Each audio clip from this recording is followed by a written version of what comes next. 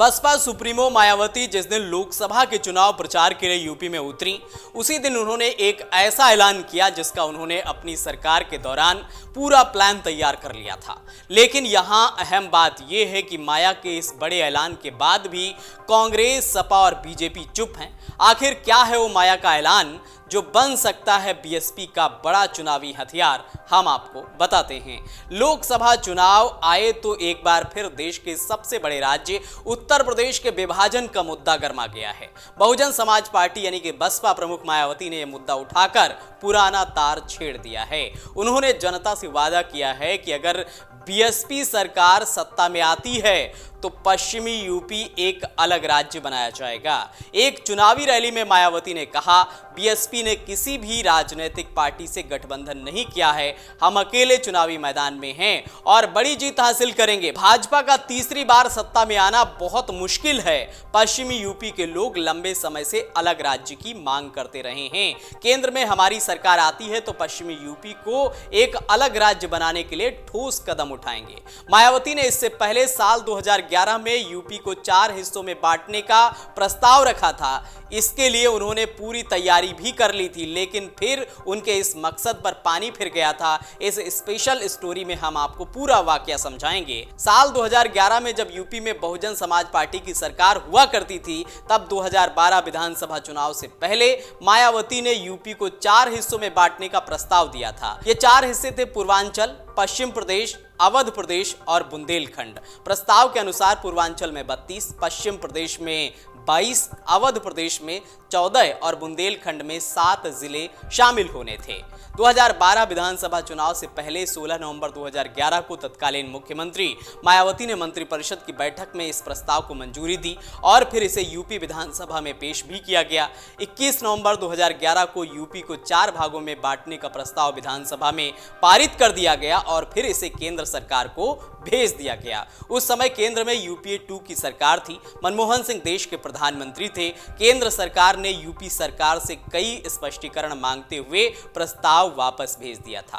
केंद्रीय गृह मंत्रालय ने उत्तर प्रदेश सरकार से कई तरह के सवाल पूछे थे। केंद्र का सवाल था कि नए राज्यों की सीमाएं कैसी होंगी, उन चारों नए राज्यों की राजधानियां कहां बनेंगी और काम करने वाले सरकारी अधिकारियों का बंटवारा उन 4 राज्यों में किस तरह से होगा। इसमें सबसे अहम सवाल यह था कि देश की सबसे ज्यादा आबादी वाले राज्य, भारी भरकम कर्ज भी है, उसका बंटवारा किस तरह होगा। रिपोर्ट्स के अनुसार साल 2011-12 में उत्तर प्रदेश सरकार पर 2,04,000 करोड़ रुपए का कर्ज पहुंचने का अनुमान था। ये कर्ज इससे पिछले साल 2010-11 में 1,80,000 करोड़ था। राजनीतिक दलों के लिए उत्तर प्रदेश का विभाजन एक संवेदनशील मुद्दा माना जाता है। इसका प्रमुख कारण यह है कि देश की संसद में सबसे ज्यादा सांसद यानी कि 80 सांसद उत्तर प्रदेश से ही चुने जाते हैं। राज्य के बंटवारे से सभी दलों की रणनीति गड़बड़ा सकती है। इसी कारण 2011 में मायावती का प्रस्ताव उस समय की कांग्रेस के नेतृत्व वाली यूपीए सरकार में गंभीरता से नहीं लिया गया और इस पर कोई विशेष कार्रवाई नहीं की गई। कांग्रेस के अलावा उत्तर प्रदेश विधानसभा में भाजपा और सपा समेत तमाम दलों ने प्रस्ताव का विरोध किया था।